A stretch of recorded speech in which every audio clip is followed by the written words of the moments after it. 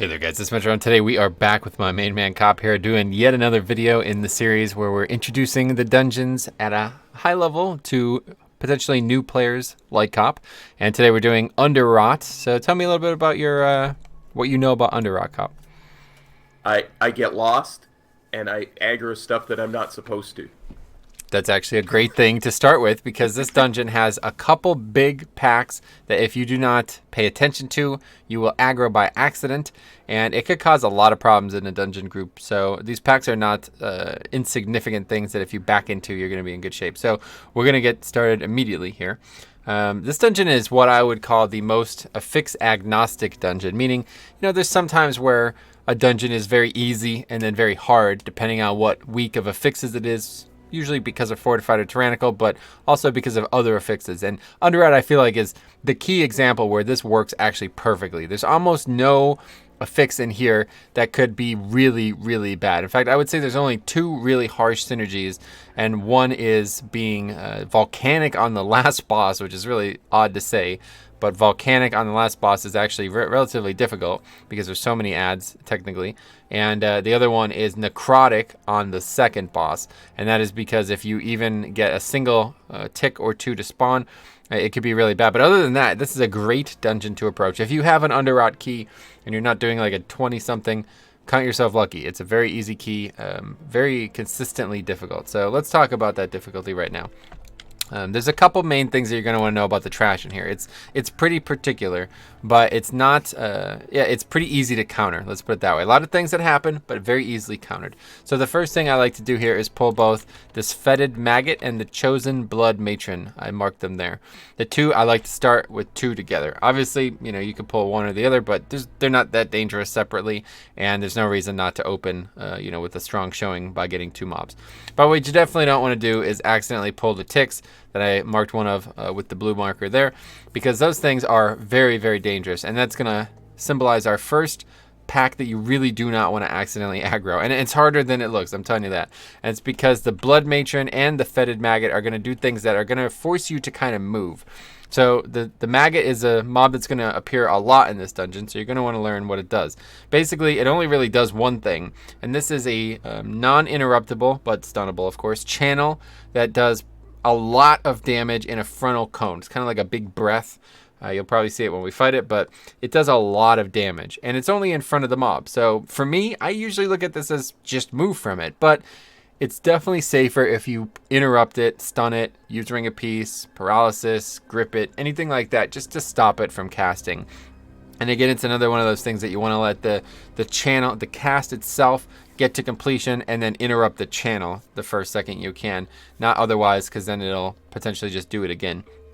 But this mob is probably a great example of this dungeon, because if you do handle the mechanics properly in this mob, it literally is going to do zero. It's not going to do a single thing to the group. It's so easy. It's unbelievable. But if you don't handle it properly, you're literally going to wipe. If all 5 people were just stacked up in that breath, all 5 people would die. You wouldn't survive it. That's how much damage it does. But perfectly, you could just move out of it or interrupt it, blah, blah, blah. And it's kind of the same with the Blood Matron. Blood Matron's a lot more difficult. It also has a purgeable, it's an enrage, so it's not purgeable, but a druid could de-enrage it. But she does another kind of like charges to a player and then tries to do a frontal slash. And if that frontal slash hits anybody, it's going to put a massive bleed on them, like a bleed for probably 200+% of their health, maybe depending on the key. So as Blood Decay, this is really good because you could easily grip it. You can also do it as like Ursul's Vortex, put one down, or even Ring of Peace, so it gets knocked back to you. But it's very difficult to keep it, like if you're going to fight it for a long period of time, it's going to do this mechanic. So you need to know that's happening, and you need to make sure when it's happening, you're not in front of the matron, because 100% chance if you get hit by this, you die. You will never survive unless you're going to bop it off or something like that. That bleed will absolutely destroy you. So I really do think this is the perfect way to open a dungeon like this. These two mobs that do effectively, I mean, the matron's a little bit more dangerous, but they do almost nothing if you just dodge the one mechanic that they do. And if you get hit by said one mechanic, or you don't deal with it properly, you're literally just going to die to these two mobs in this dungeon, no matter what difficulty. So I usually grip it like this and then, put it down here. It doesn't really matter which one you kill first. The maggot has a lot. There's the savage cleave right there, and the rotten bile, as you see. So yeah, it's going to be the exact same timing a lot of the times. And there you see the purgeable. It's an enrage. War cry, haste increased by 100%. So both mechanics happening again. Death grip, or anything you can do to stop either of them. So. But yeah, really, it's a good test of your group here, because if you can't handle the early trash, then things are going to get a lot more complicated later. This is a dungeon that has a lot of mandatory interrupts, a lot of almost rotational interrupts. If people don't interrupt properly later on, you're going to be in a lot of trouble. So, so here you see what we just did here. Let's maybe make this a little bit more obvious. We ran from this rock here right to the pack there with the Blood Priest in it. We didn't pull the pack that's marked with blue, and we didn't pull the pack that's marked with green, okay? Keep that in mind, because these two packs of ticks always get pulled. I'm talking about almost, whenever you do a key with people who are inexperienced in this dungeon, this is the big error that you see. And these ticks are no-go, man. You pull these, you're in serious trouble, especially on any type of fortified weak. They're going to do a lot of damage. Basically, when they die, they put it's almost like the mechanic, but the bursting mechanic, the affix. It's almost like that. When they die, they put something on you that's very dangerous, and these things die really quick. As you see, they only have 100k compared to 500k, and that's on 0. So yeah, just make sure you split the difference here. There's not really any, crazy ways to pull this trash. Just make sure you get it all together. The headhunters do a couple things. There's 3 headhunters and 1 blood priest here. The barbed spear is semi-dangerous. It's gonna, do some decent danger, but it's really not that big of a deal. Just kill this. This is a pretty good AoE pack. And that is the gift of, there's 2 things you got to interrupt on the blood priest. So we'll talk a little bit more about that. The gift of Gahoon, let's let that go off. You'll see it is now on this guy here, and he is unkillable. Blessing of Gahoon prevents death. Okay, he cannot be killed while this is on him, and it lasts 30 seconds. So if you miss that interrupt, somebody needs to use a purge on that. Demon Hunter, Priest, etc., Shaman could do this, but the guy can't be killed. Like literally, we can't kill him while that buff is up. There's another mechanic, which we'll, I'm sure, see on the subsequent packs, but that is going to try to full heal a mob too. So basically, we've already gotten into this part of the dungeon here where if people are not interrupting both of those mechanics, you're in serious, serious trouble here, meaning the pack might elongate for 30 plus seconds, or maybe closer to a wipe, because if it elongates 30 seconds and then heals the mob to full, that's a big problem. So now the next big thing here that you need to pay attention to is you're going to want to look down at the boss. You can see I have targeted Elder Leaxa. That's the first boss.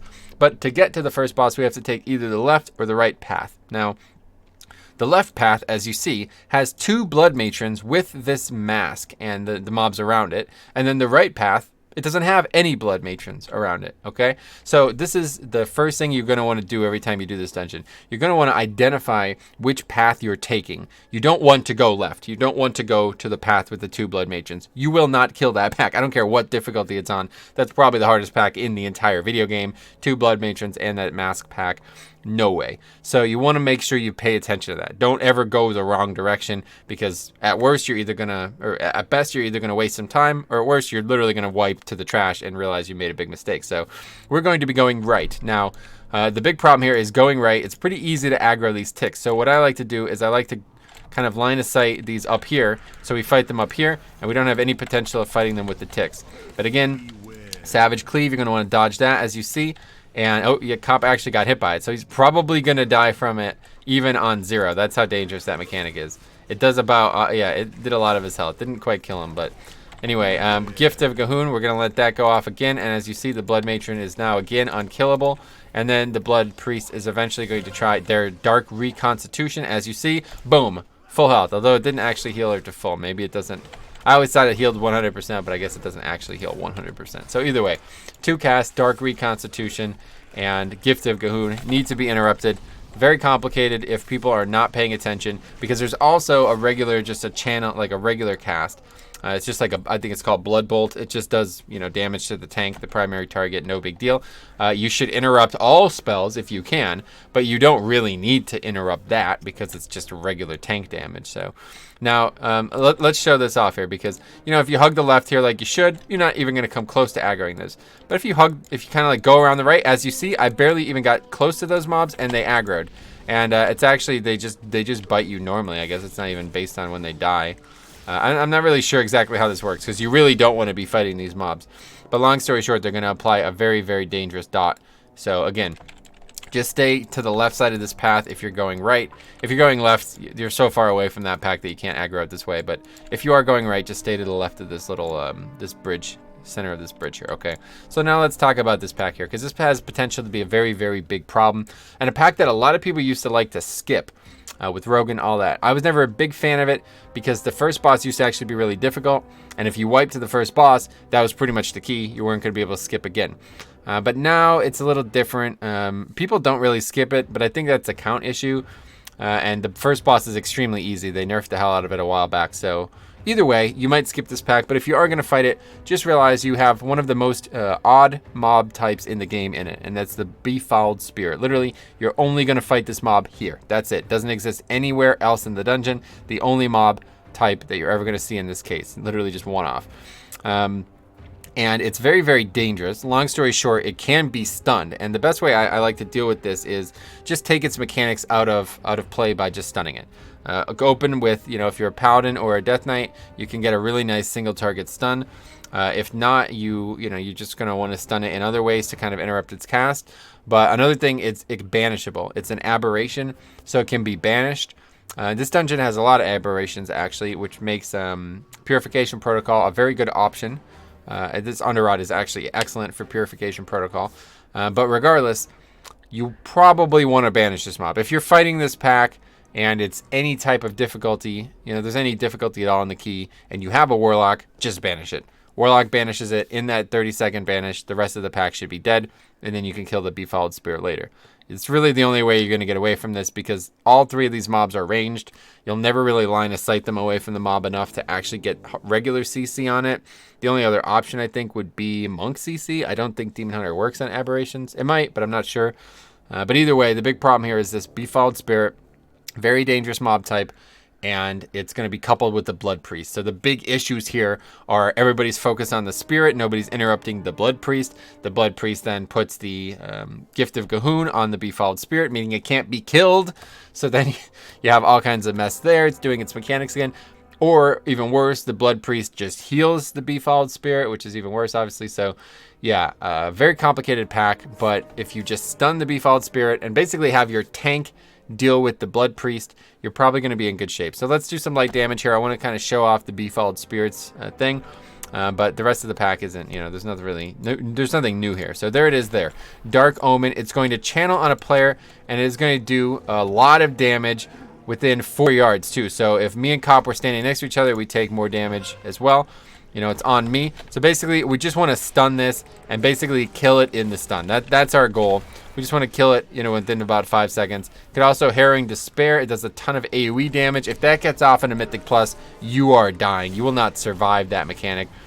Dark Reconstitution as well. Again, Death Grip it, stun it.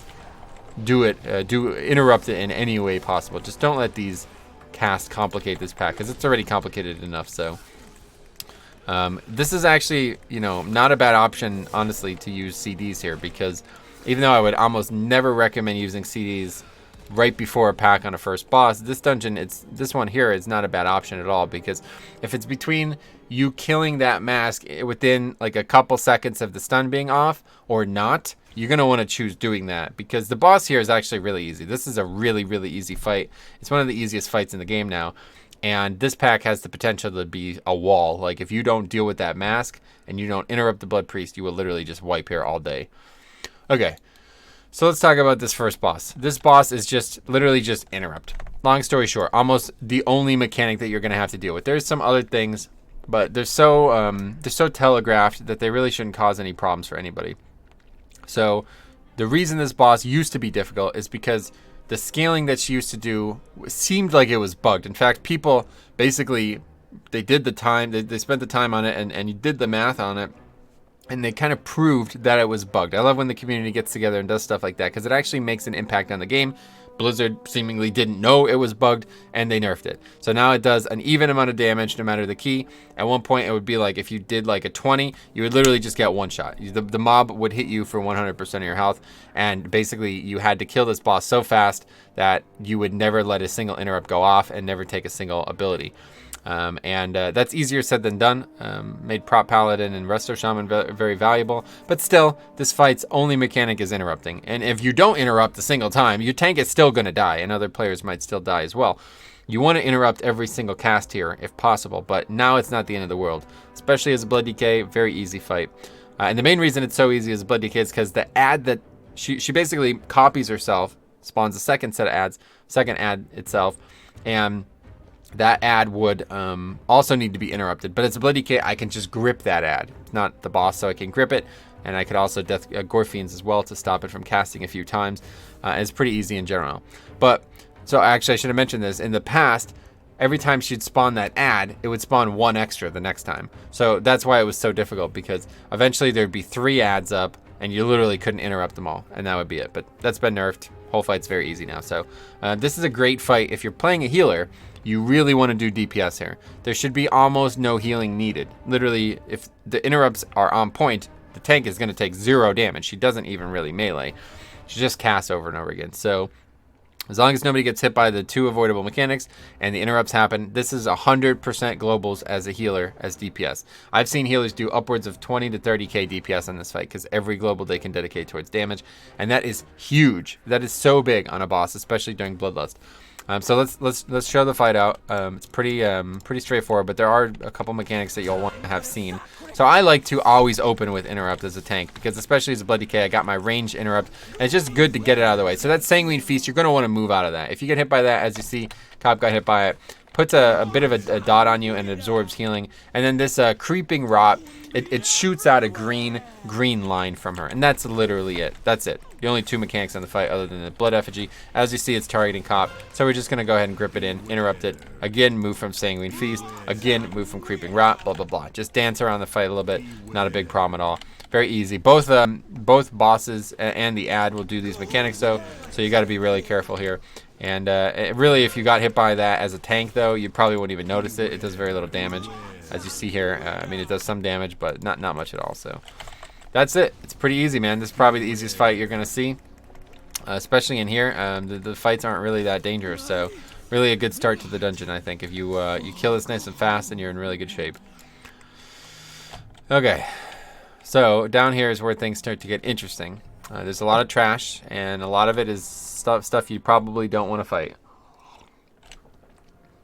Now, there's a couple ways that you could circumvent this, and I'm going to show you it right now. Basically, you can skip both of these packs. So typically, you would look at this as, I got to make a choice. Do I want to pull the pack to the left with, again, the maggot, like I said, very dangerous mechanic if you don't dodge it, and then the ticks, which are just uniformly dangerous, could be really bad on some weeks because of things like busting as well on top of that.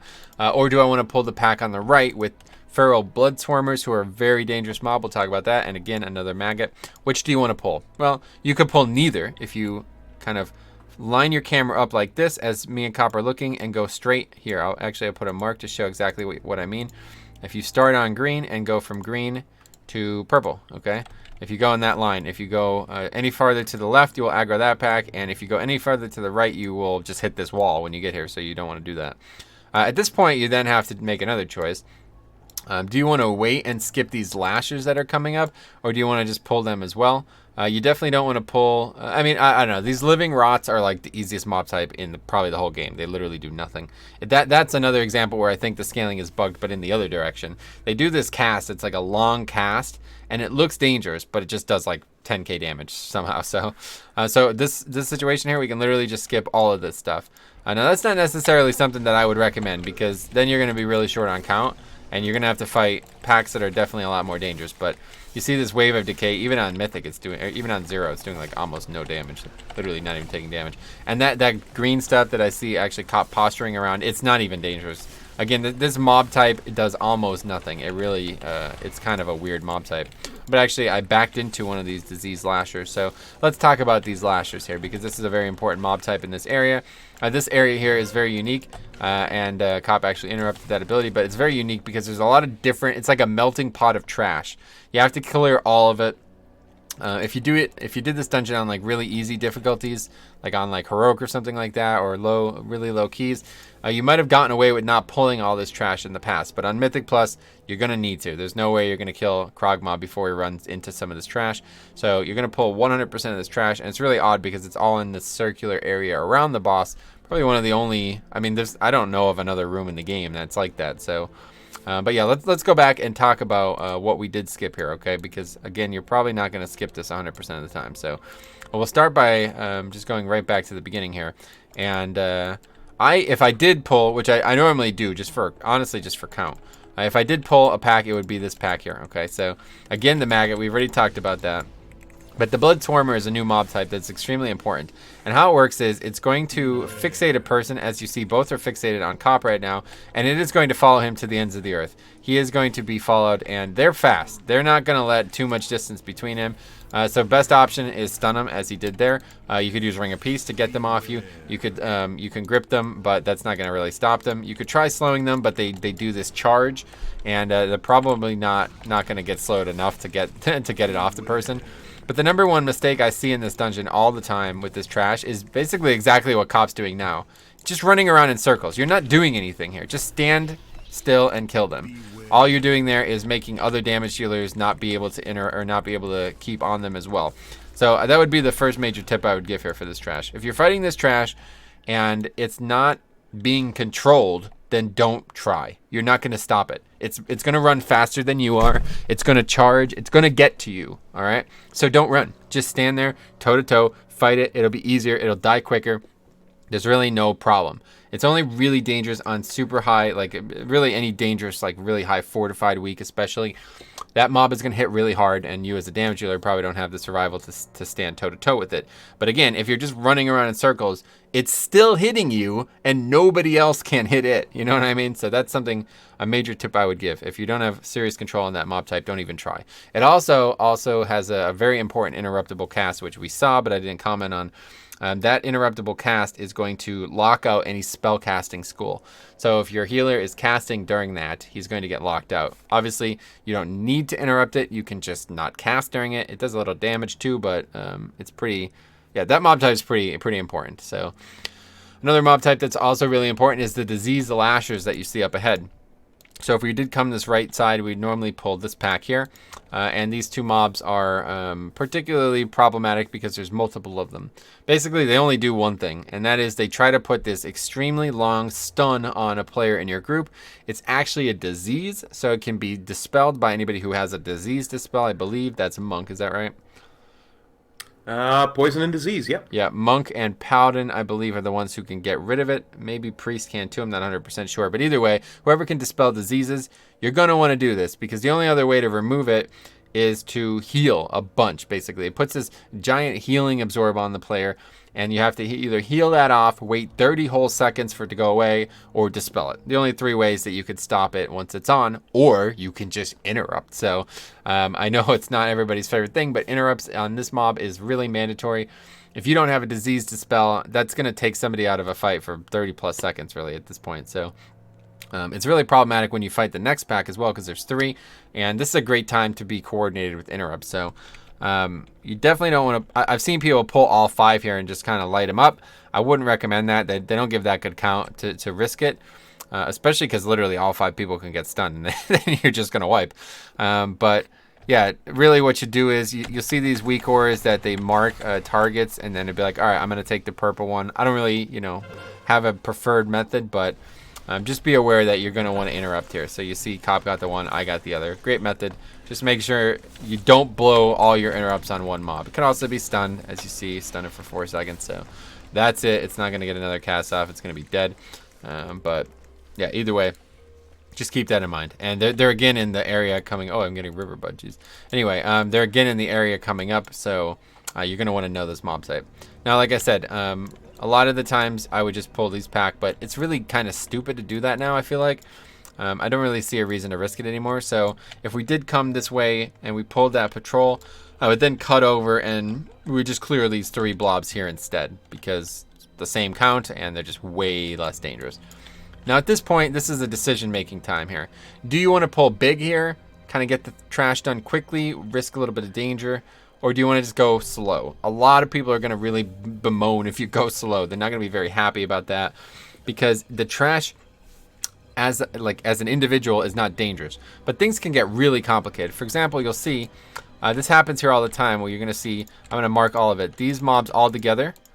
Okay, all of these mobs that I just marked here, you could very easily pull all 5 of these together, and you could very easily wipe to all 5 of those. Or you can just light them up really easily, keep them interrupted and stunned, and you would have a lot of count done very fast. You know what I mean? Like, okay, I'm gonna pull just the living rot. Well, guess what? That's a waste of time. He's literally pointless, right? He's very easy. Okay, so then I'm also gonna pull the blood swarmer. Okay, well now it's gonna mean that the feral or that the living rot is gonna die much slower, because whoever's targeted by the feral blood swarmer is probably gonna be running around in circles. Okay, well maybe now 2 mobs, that doesn't seem optimal. So now I'm gonna pull the maggot, and this maggot pats, by the way. You're gonna want to get this at its apex at one point, because otherwise it's gonna complicate your pulls. Okay, so now we have the maggot as well. Now the maggot is gonna do that frontal breath, so we're gonna need to dedicate a stun to that, or people are gonna have to be really cognizant of it, otherwise they're gonna get killed. It's just like there's a lot of things going on, and as you see, we back into another mob. Now we need interrupts on this. So you know what I mean? There's just a lot of things going on this trash, and if you deal with them properly, it's extremely easy. But if you don't, you're just gonna get walled off by this trash. It's just gonna wall you off mechanically. Like, you will not be able to deal with these mechanics if you don't actually prevent them from happening. But either way, assuming you do, I like to get a couple of the mobs on the left side too. We also would have gotten one of the lashers, but we actually backed into it earlier, if you remember that in the video. So normally I would get those 3, then these 3, and then we'd go right and we'd get the rest here. A lot of times, so you just see these maggots kind of walking around. There's 3 maggots in this room, and they're going to patrol. There's an ideal time and place to pull them. You want to kind of get them at their apex at each moment, but don't worry about that if you're a new player here. Just pull lightly. You probably, this would be a good time. You can get the 3 pack here with the blood swarmer, the living rot, which is very easy, and then the maggot that would be patrolling that we pulled already. But either way, I like 3 at a time. 3 at a time is kind of the main thing. It allows enough interrupts to be spread out without making absolute perfect plays to have it happen. You don't have to use things like stuns and stuff. And as you see here, so here's the fetid maggot coming here. So now we're gonna have to pull 4. Again, 2 of the mobs are the living rot though, so it's really not a big deal at all. But you're just gonna want to keep somebody on the lasher. I'm gonna stun the bite and the bile and make sure that doesn't kill anybody, and I'm gonna interrupt the lasher there. So there you go. Basically, the pack is handled entirely by me as a tank. Tanks have a lot of ways to disrupt, especially with blood decay, with the grips and everything like that. Also, there you go, Ring of Peace, really good option as well. Cop actually interrupted 2 different casts there, so that was really nice. Ring of Peace is really good for this dungeon just because there's so many different types of mobs that are going to deal like very dangerous amounts of damage with casts. Now here's another dangerous pack here. These 2 together I usually pull. And again, this might be a real problem because they might split up. If you got 2 different range damage dealers or healers and they're in different areas of the room, you might see them just kind of split off in 2 different directions. Nobody knows which ones to attack. So again, just don't panic. That's the biggest tip I can give here. Don't panic. The mobs are not that dangerous. As long as people kill them quickly and the healer is actually healing the person who's fixated, nobody's gonna die. You know what I mean? Maybe on like a really high key, somebody's gonna die, but it's really not that dangerous. You know what I mean? People panic and they really cause a lot of issues here. So anyway, another pack with the rotten bile. Just want to keep it prevented, and obviously the lasher interrupted. Same pack that we actually just pulled before, actually identical in that way. 4 mobs, 2 of them are completely really not dangerous at all, and then the other ones are easily handled. As long as at least 1 or 2 people are paying attention, you should always be able to lock this down. Good idea, have things like paladins, things like outlaw rogues, but a lot of stuns are going to make this dungeon really easy. And also, great dungeon for prop pally, great dungeon for resto shaman, because you get some extra values out of their interrupts, especially in a dungeon like this with so many different casts. Okay, so we are at Krogman, but it's not been 10 minutes since we pulled Leaxa. Very, very, very, very common. You're going to lust on Leaxa, and you do not have, it usually takes about 7 minutes to get here. A lot of times you might wipe. If you wipe, you're obviously going to take longer. So, but if you get to this point and you do not have Bloodlust, do not pull the boss. Go on, do more trash. I famously, at the beginning of Season 3, forgot about Krogman because we were doing low keys just to get gear, and we had like, it took us only like 4 minutes to get here, so we had like 6 minutes to clear Lust. I went and cleared the third boss and literally forgot Krogman. We got to the final boss and we couldn't enter the room, and I was like, why? What's going on here? And then I realized I forgot a boss. So, not ideal, right? But anyway, yeah, so just pull this pack here. Fun running back. What's that? I said have fun running back. Yeah, not ideal. You don't guys, don't do that. Okay, don't skip Krogma permanently. Anyway, these mobs are actually harder than they look. The individual guardians are going to put a shield on themselves, which is purgeable and interruptible. Either one, you're going to want to get that off because it's going to add up to a lot of damage taken. And then the Fallen Death Speaker is actually extremely dangerous for the tank. It's going to put this magic. It's kind of like a magic. I don't even know how to describe it, but I think it is cleansable. It just keeps putting it back on, but it is good habit to at least, purge it at least once, or dispel it at least once. Otherwise, this is a really good pack to kite. This mob pack is more dangerous than it looks, but just quickly target down the Death Speaker, especially if you're the tank. You can interrupt with the stun, and you could also just control undead here. So Raise Dead also is going to aggro another mob. It's going to spawn another mob. So as you see, it's got this big shield, 200k absorb. I mean, when the mob has 500k health, that's a big absorb. So obviously you're going to want to deal with that. There it is there, Wicked Frenzy. As you see, it's going to put this dot on me. It's going to be a lot of damage, and it's going to last even after the cast is over. So easily AMS'd. I mean, very good for Blood DK again. You could also mind control it, control undead it, but yeah, just a lot of things to interrupt here, a lot of things to purge, a lot of things to stun. This is really the best dungeon, I think, in terms of interacting with trash. Like if you do it well, if you dominate the dungeon, then you're gonna crush the key is gonna be so friggin' easy. But if you let these mechanics get the better of you at times, they're gonna cause a lot of problems. So usually at this point we're getting really close. We're usually under a minute left for Lust, but still I like to pull this mob. So before we do, we actually did already, but before we do, this Death Bolt needs to be interrupted every single time it casts. If it doesn't, it stacks up. Okay, so the way I like to pull this mob type is just open with stun. Just open with stun. It's going to be stunned for so long, nobody will accidentally interrupt. That's the big thing you're trying to avoid here. You get to this mob, everybody knows you need to interrupt every single one of those casts. 5 interrupts out of the gate. You know what I mean? It happens all the friggin' time, and then you're in serious trouble there. So I like to stun out of the gate because it's going to be you're not going to DR the stun, and you're not going to risk anybody actually interrupting. Like what I mean to say is don't even stun to interrupt the cast. Just stun the mob, period. So it can't cast for a couple seconds.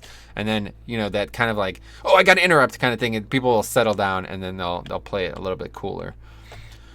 Okay, so we're now at Krogma, who is a pretty infamous boss for a couple reasons. I would say the main thing you got to be aware of here, though, is soaking these little bugs. All right, the boss is going to, multiple different mechanics are going to spawn these little bugs on the ground.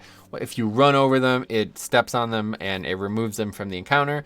If you don't, after about 10 seconds, they spawn a mob. And that mob is effectively the tick mob that we saw early in the dungeon. It's going to put that bleed on you. And again, with Necrotic on Krogma, it is a freaking nightmare. As a tank, you are done. You're going to be in serious trouble here. You're not going to be able to drop Necrotic with that many mobs on you. So as a damage dealer and a healer and a tank, really every member of this party, it is your job to step on these bugs. It is not somebody else's job. It's not, oh, they'll handle it. Oh, or I'm the healer, I'm too busy. No, you're going to do this mechanic, okay? Especially as a Windwalker DPS here, a melee with a lot of mobility, this is a very easy job for you. And it gets complicated when he does his tantrum. The bugs are going to be all over the room. Basically, the entire circle of the room are going to have some bugs on it. And this is when it really shines. Having Demon Hunter, Monk, Warrior, they can get really far away from the group. Basically, the group's going to be all together. So it's going to be like y'all 5 of you might run in one direction. That's a time where you want to use an ability like Heroic Leap, Roll, whatever the Flying Serpent Kick. Just put yourself away from the others so they know that's your area. You're going to handle that part. I'll go somewhere else. But if you fail to soak many of these bugs, I mean, literally, if you soak 0 bugs, you would just wipe. I don't even think, honestly, on 0, I think we might. I don't even know. I'm not sure. I don't know what difficulty would be so low that you wouldn't wipe to not soaking a single bug. But it's actually a really easy thing. You just run over them. people just don't do it. The other thing I should mention on this boss is that this is a very, very, very dangerous boss on a really high key. It's not very dangerous on a low key. It's not as big of a deal, but you still want to have lust for it. The reason that's the case is because the tantrum is extremely dangerous. It's physical damage, and it requires movement during it. Like, the boss is running around. You can't keep up with them. And as a healer, you're going to be stressed because everybody's going to be spreading out. You're not going to be able to heal with, like, chain heal very easily, stuff like that. It's going to be harder. So this is actually, healers that I know consider this one of the hardest bosses in the game. Maybe first, second, or third hardest boss in the game on a higher key. Because if you're not prepared for it, you're just going to die. You're literally not going to be able to heal through the damage. And then there's a level of key where preparation isn't even enough. You need to prepare and be fully maximized during it. So if you're healing this, just be ready to rotate your CDs. You're probably going to get about 3 tantrums on a real key. With Bloodlust on a lower key, you're probably only going to get 1 or 2. But if you see 3 tantrums, you're going to need a big CD for each of them. And again, things like Spirit Link, it's going to be difficult to use. Let's put it that way. So let's go ahead and kill him, and we'll see how it goes with just 2. But you'll see probably a lot of the issues that you're going to see. Oh, one other thing I should mention is the boss's tank mechanic is actually avoidable. Basically, the boss is stationary during it. It will turn side to side, but it cannot move. It cannot move from its location. So if you just run away from it, if you're at least probably like 10, 15 yards away from the boss, you won't get hit by it. It's got a frontal cleave kind of thing, and you can just run out of it. Now, as a Bloody K, this is very difficult, and I've actually been like complained at because I don't run out of it. But you really only have one tool to do that with, and that's Death's Advance. And I feel like Death's Advance is much better used to clear the ticks, for me at least. I don't have any problem surviving the actual the breath thing that he does.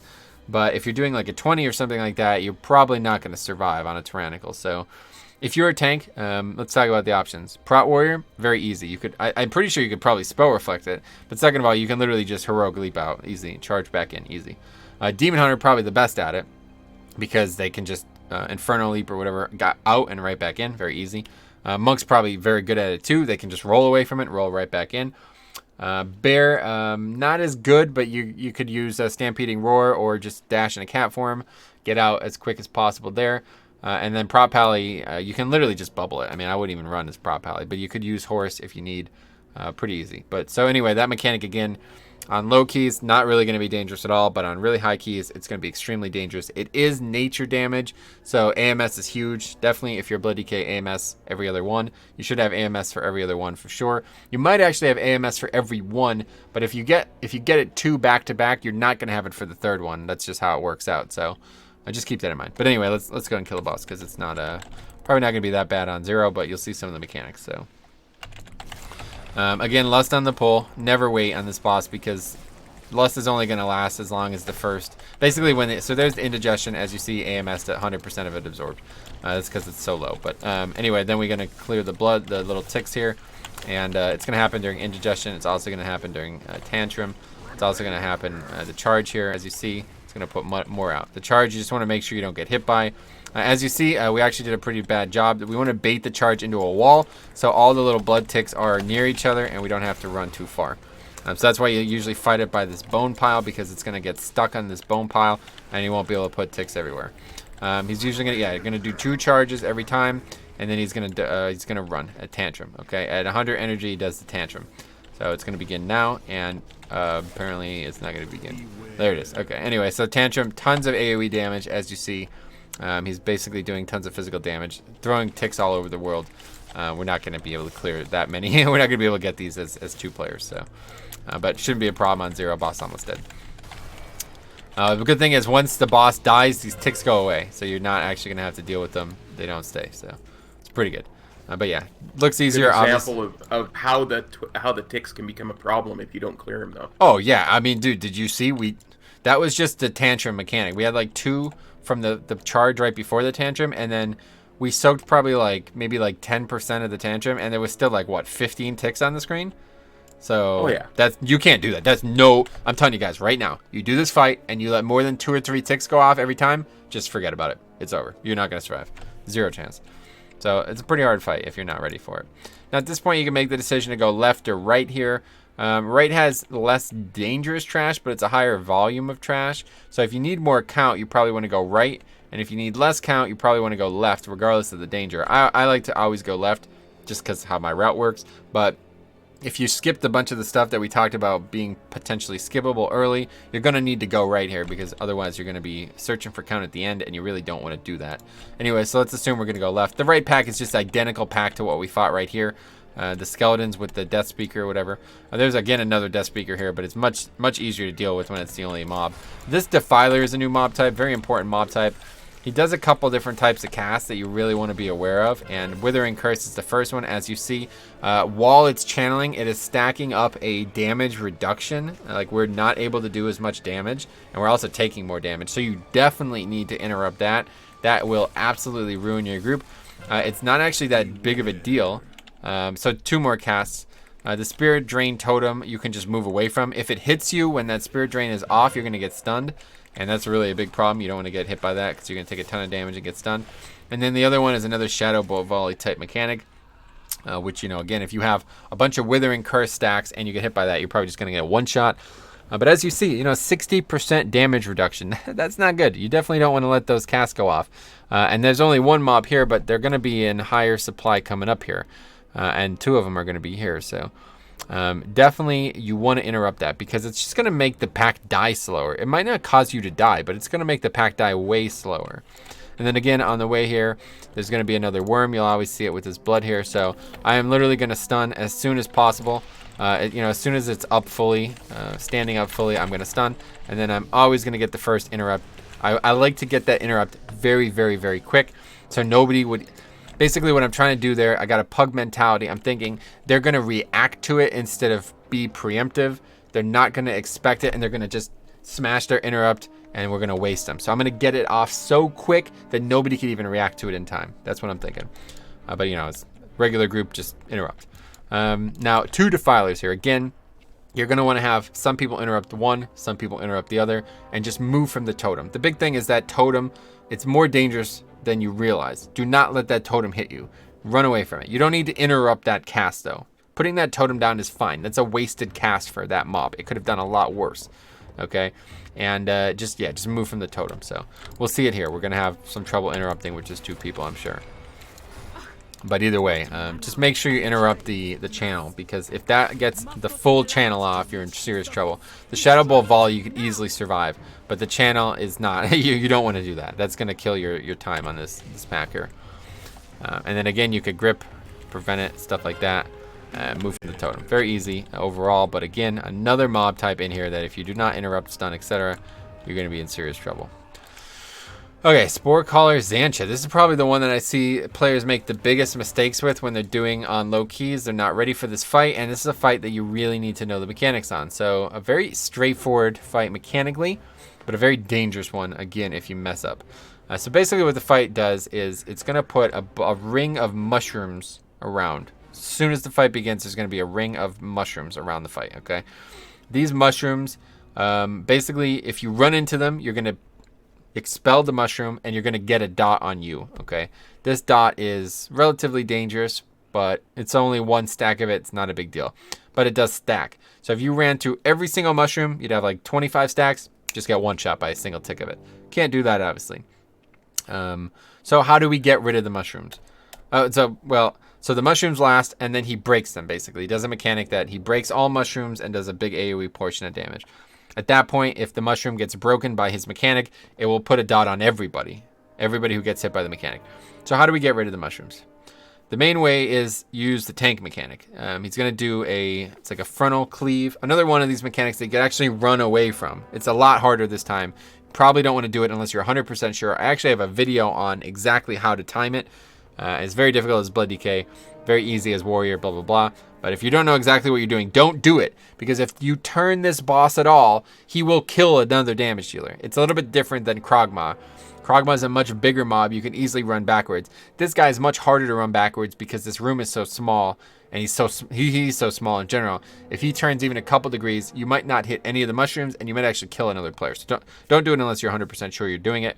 But otherwise, it's just a physical hit of damage. Use the defensive every time, and make sure he's hitting multiple mushrooms. So let's illustrate how this might look, okay? So I'm going to actually use this little area here to emulate the room. Okay, so the boss is at Skull, okay? And there's mushrooms. Let's just say there's going to be mushrooms all around the area here. There's going to be one at green. There's going to be one at moon. There's going to be a couple at orange. And there's going to be a couple at yellow.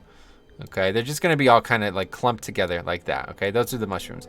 So what you want to do is, as a tank, boss is on skull. It might not be obvious. You might just think, okay, I'm just literally going to back him up here. And I'm going to have him hit whatever, he's going to hit orange. He might clip purple.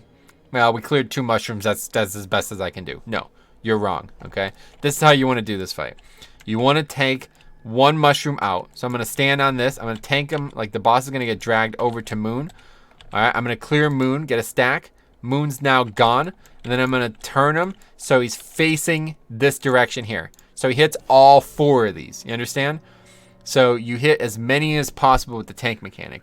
This is a very big deal because there's another way to clear it, and it's a DPS mechanic. But lo and behold, the DPS don't like to do this mechanic very well because it forces them to run away from the boss and go stand by mushrooms that they don't really care about until they kill them, okay? So as a tank, you really want to do the brunt of the work here. You want to make sure you hit as many of those mushrooms with the pulverizer, whatever it is, as possible, and then let the DPS fill in the gaps. Another option is, of course, you could just run through them and dispel. I've seen a lot of people do that. A monk will just maybe pop a light defensive and just kind of roll through 5 or 6 of them and then instantly dispel himself before he takes damage. That's an option. Pretty dangerous, pretty aggressive. I wouldn't recommend it, but it is an option. Another option is if you have a Mistweaver monk, you can literally soak none of them, and then as soon as he does the damage, just use revival and clear all the stacks. That's an option. Again, pretty aggressive. Wouldn't recommend it. Another option is have immunities. Do it, and AMS works. So I can AMS and run through 6 or 7 of them, and I won't even get the stacks, but they'll go away. Pally's really good. Rogue's really good for that as well. But if you're not actually going to get rid of the stacks on yourself, you really don't want to clear these on purpose. But if you have to, like if there's 5 up and he's about to break them, you need to get them. Somebody needs to get them, because if one person gets 5 stacks, they'll probably die. But if all 5 people get 5 stacks, people are leaving the group. Let's put it that way. That's it. The dungeon's over. You know what I mean? If you wipe here, you're in serious trouble. So very straightforward mechanic.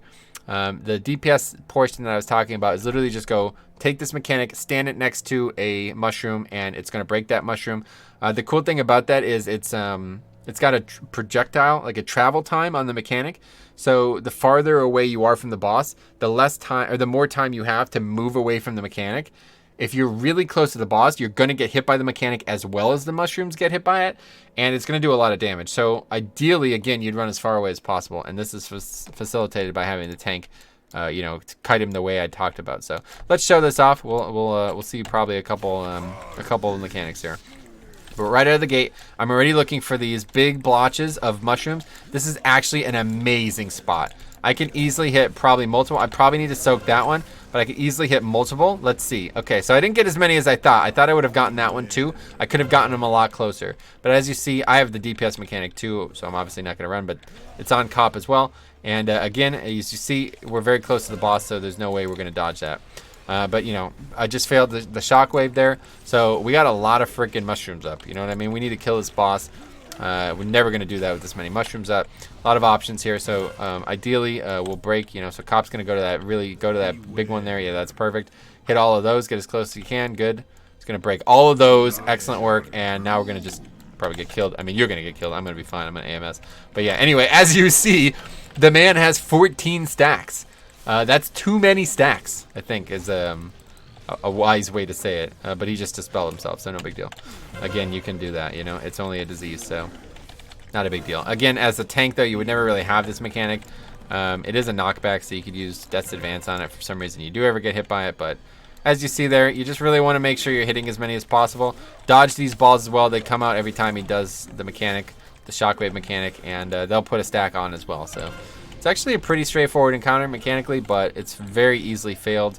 And if you do it wrong, you're just gonna straight up die. There's no way, unless you literally dispel it. That's the only other way. So, 2 shockwaves per phase. This time we got everything but 1, so I can easily just stand in this to protect my main man cop there, so he doesn't take any damage from the dot. And again, just dodge the balls. That's it. Pretty straightforward. What do you think? Neat. It gives me flashbacks to Aldir, though.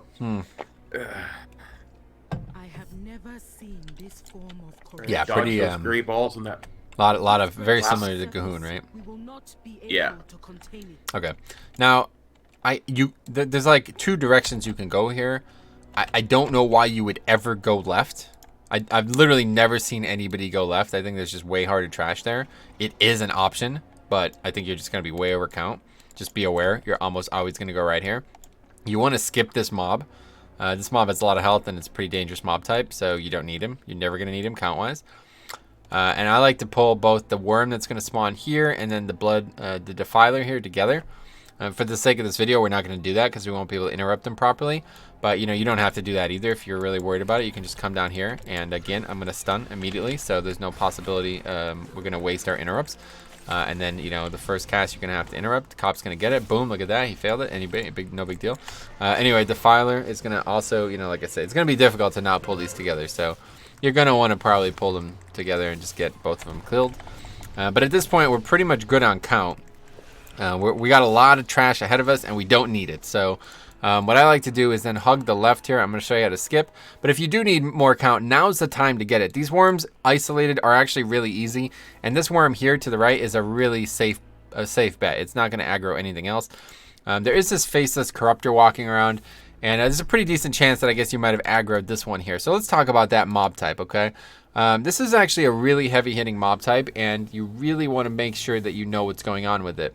How it works is he does two mechanics. He summons these tentacles, these purple tentacles, very like opaque purple tentacles that come out of the ground. They're then going to slap the ground nearest direction to a player. So let's say if the mob is at skull, okay, and you know, Cop's where he is, and I'm over here, okay. Just stay there, okay. We're kind of, you know, separated from the mob a bit. Purple tentacles are going to spawn. All right, one's going to spawn it where I put the purple marker, okay.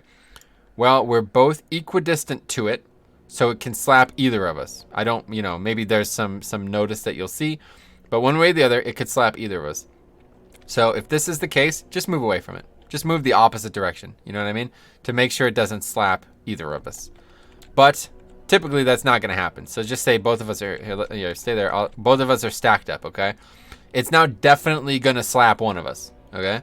So we just move to the left or move, you know, to the right, one way or the other. Just move away from it.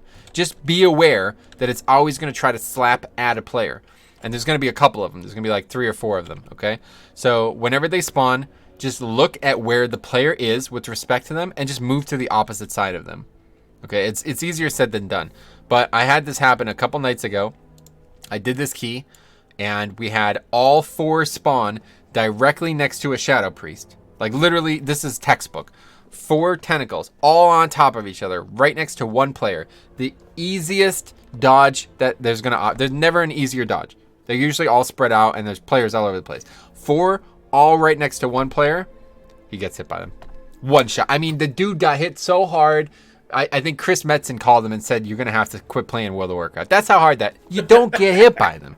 Just move. He got hit by all of them. So don't make that mistake. It's a very big mistake. On top of that, he also does a mechanic, Frontal Cone. It's a fear. If you get hit by it, you get scared. You're so scared, you can't play your character for a couple seconds. Shamans could help with that. No need to be scared if you got a shaman. Or you can just dispel it. Or you can just move. Show you're brave. Brave like me and Cop. Come in here, don't get feared, okay?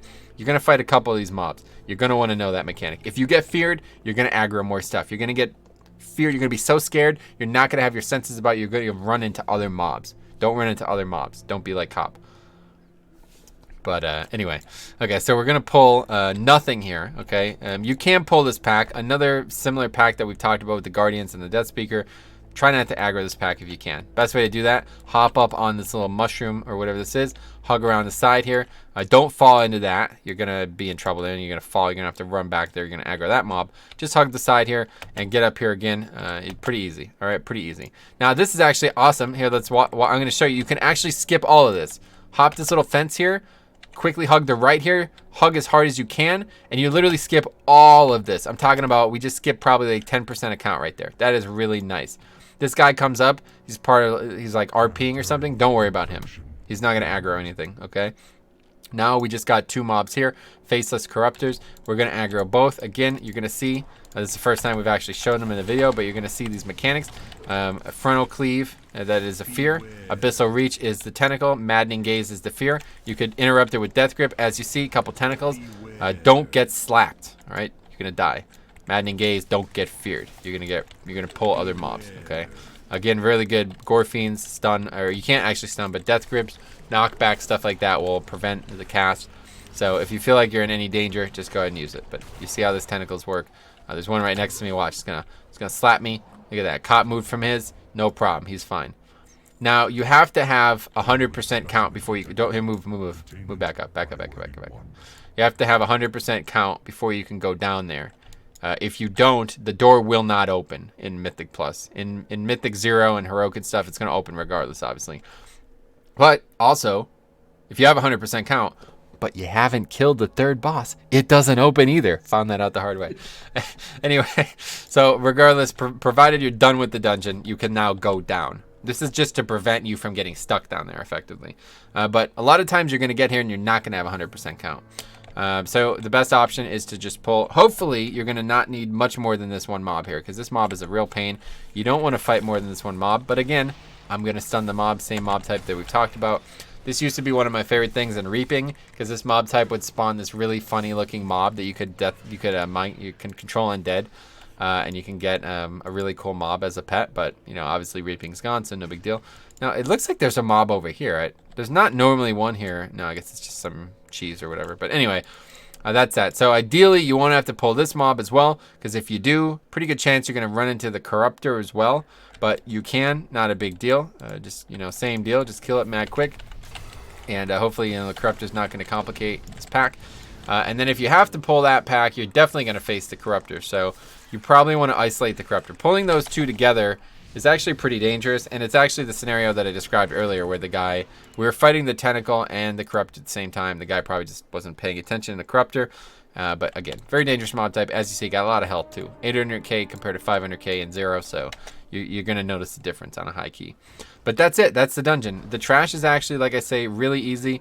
It's probably the dungeon that I think, that and this and Motherlode, the trash is very, very, very dangerous if you mess it up, but it affords you a lot of opportunity to not mess it up. So just don't mess it up.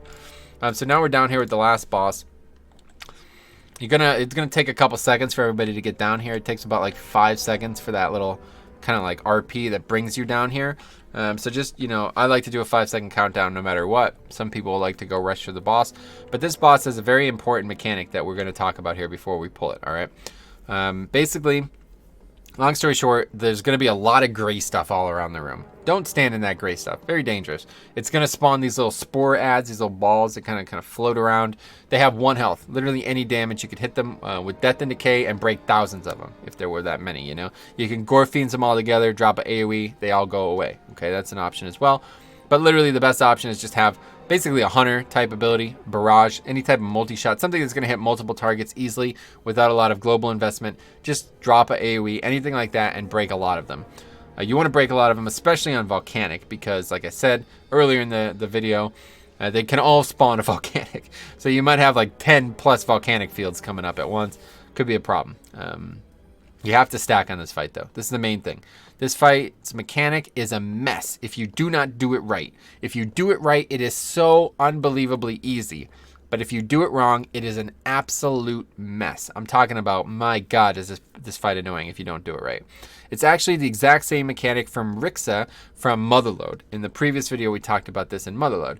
Basically, he does a mechanic that is going to shoot out certain, like a gray patch near a player, effectively. Not necessarily on a player, but near a player, okay? So what you want to do is, I'm going to draw a little diagram with colors here, okay? So here's the boss at Skull, okay? The boss has already begun, so we all stack in front of the boss, okay? He's now going to put a gray patch right on us, okay? So what we're going to do then is we're going to move the boss in this direction, okay? And we're going to you're gonna have to move him, so he's gonna be facing where I am now. But then we're gonna turn him, okay? We're gonna turn him back towards the patch that previously dropped, and everybody's gonna stack, okay? All 5 people. The range, you're not immune to this. You don't get to just stand out in the corner and not do this. You want to stack as well, and everybody wants to be in front of the boss with respect. the boss turned to the previous patch, okay? If you do that, he's then going to put another bunch of patches here, and you're going to do the same thing. You're going to move the boss, you're going to bait, and you're going to go around the room in a circle in that way. You do this, this fight is an absolute joke. If you don't do this, there's going to be gray stuff all over the room. If you take even a single tick of it, you're going to be you're going to take a lot of damage, and you're going to need to really start running around in a very frantic pattern to get this boss out of this mechanic. And this is another important fight mechanically, because you need to stack for this golden circle thing. Basically, he puts this dot on every single person, and his golden circle mechanic clears that dot. It can also be dispelled as magic. It's magic. You can get rid of it as the healer. Master spell if you really need to, but the golden circle dispels it. So if people aren't stacked, they're not getting dispelled. You're an idiot. Just stack. Don't be selfish. You know what I mean? Stack up, do the fight like it's supposed to be done, and it's a very, very, very easy encounter. The other thing you'll notice here is the boss cannot be damaged, okay? He absorbs all damage and converts it to blood energy for some reason. It's just a weird encounter. But anyway, once that bar reaches 100, meaning you've done however much, I don't know, however much damage is needed, I don't actually know, but however much damage is needed to fill the bar to 100, he then spawns 2 adds, okay? These 2 adds deal damage to him when they die. So you're killing the adds, and then the boss is taking damage that way. So you need to kill 3 sets of 2 adds. So that's 6 adds total. The good thing is, this dude here, Titan Keeper Hezrel, he kills them for you. You don't even have to kill them. You can make it go a little bit faster if you really want to, but you shouldn't. He does more damage than all of you combined will do to the adds, for sure. He hits them for probably 10% of their health every second, or maybe even less than every second. He hits a lot of, very, very hard. So what you do, just ignore them, okay? You ignore 5 out of 6 of them, okay? Once you get to the last set and you got one, you get the one that he isn't targeting. You grip that one in, taunt that one in, you kill that one while he's killing the 5th. That's the maximum way to do the encounter. No reason to kill the other ones. He's going to kill them anyway, and you're doing damage to something that doesn't need to die by your hands. So always focus the boss for 5 or 6 adds. When the 3rd set comes out, look at the one that he targets with his channel beam, and then attack the other one that's not being channeled. Kill them both at the same time. Boss is dead. Okay. So a lot to go through, but it's very obvious when you see it. So let's go ahead and look at it. I'm sure we'll see plenty of mechanics here. So just start the boss here. No reason to really fiddle with him. Whatever direction he's facing is fine. Really good fight to lust. You want to have lust here. You definitely don't want to lust on the 3rd boss. You want to lust here instead. So here's Vile Explosion. Wait a couple seconds. Wait till he shoots out the gray stuff and then move. Okay, I'm moving the boss. Now I'm going to turn him again. So as you see, our back is to the gray puddle. We're going to stack up with this. We're going to remove the debuff here. And he's going to do, we actually killed him so fast here. It doesn't really matter. Also that circle clears the puddles. So basically you want to have him as close to it as possible so you can clear some of the puddles as well, just in case things get complicated, all right? It can be complicated again by things like quacking and volcanic, but it's not really that big of a deal. Always wait a couple, wait until the channel is started. If you run too soon, it's just going to go where you were instead of where you ended up, and that's that. So now again, we're going to stack up. We're going to clear the thing. As you see, a lot of these are, what are you doing? Stack up in front. So we messed it up. So you always want to be in front of the boss. Now we're in serious trouble because, as you see, he's throwing it all over the room. So that's actually a great example of the mistake that you cannot make on this fight. If you make this mistake on a serious key, you're in trouble. You're in very serious trouble, because now we're going to have to run, as you see, all over the place. We're not going to be able to get him back to the position we want, and now we're literally just going to be running for probably 20-30 seconds because of that one mistake. And again, when these spores die, they summon they put the gray puddles on the ground. So you just want to clear them out. Any range damage is going to work. Wait a couple seconds. Here you go. Vile Eruption. Move. That's it. Take no damage from it. Very easy. But yeah, if you don't do it right, you're going to be in serious trouble. And the room is going to be really compromised. So, but anyway, the fight's over. We got one ad up. This one is not being killed by the Hezrel. He's killing that one. So we're just going to target this one, kill it really quick. And that is that. Fight ends. So what'd you think? It's like interrupt the dungeon. Yeah, pretty much. The trash is very interrupt driven. Again, if you did like a no interrupt challenge, this would be the hardest dungeon in the game, I think. I don't know if you could even do it. Every single mob in here casts really dangerous stuff. But really, I think the bosses are the thing that you need to execute the best, because the trash is so easy to stop that most groups, like if you're new and the other four people aren't, you're not really going to have to worry about it too much. Just be aware of the interrupts. You need to know what you're interrupting as well, because there's a lot of casts on these mobs that are not needed to be interrupted, and there's wasted interrupts if you do interrupt them. But really, the big thing is the bosses. So do you have any questions on the bosses? Because I think maybe this last boss confused you a little bit.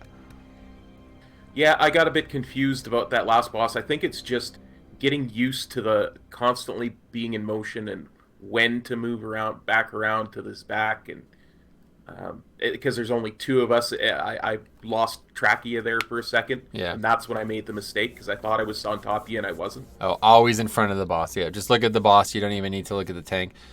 Provided the tank does this, of course. If the tank doesn't, then you're all bets are off. But the tank should do this. Should always drag the boss, turn him, stack right in front of a puddle of gray stuff. The yellow circle that comes out will clear some of the gray stuff. So the new gray stuff goes and kind of just overlaps about 30% of the window of the previous gray stuff. And you're just kind of shimmying around the room in a circle, clockwise almost, just to keep the pattern even. So by the time you get to the end of the kite, the boss is over. And the big, like I said, major error there, being in front of the boss, in the other side of the boss, made the boss turn towards you, and then he breathed in the kite path. So he just wasted about probably 40 yards of the kite path, spread the gray stuff out all different directions. We had to go way around that to get back into the kite path that we wanted. And by the time we did that, it took so long that he did it again. So we had to go even further. By that time, the gray orbs are now piling up. They're in front of us instead of to our left, which is basically, if you did this right, they'll all spawn. They spawn from the puddles of gray. So if you did this right, there would be gray puddles, say, starting here and going here and then going this direction here and then going here. You know what I mean? So basically, they're always behind you if you do this right. If there's no puddles in the middle of the room or in front of the kite path, they'll always be behind you. So we'll be turning the boss, and basically, I'll be turning the boss here, and I'll be dropping D&D behind me to kill the ones that are chasing us.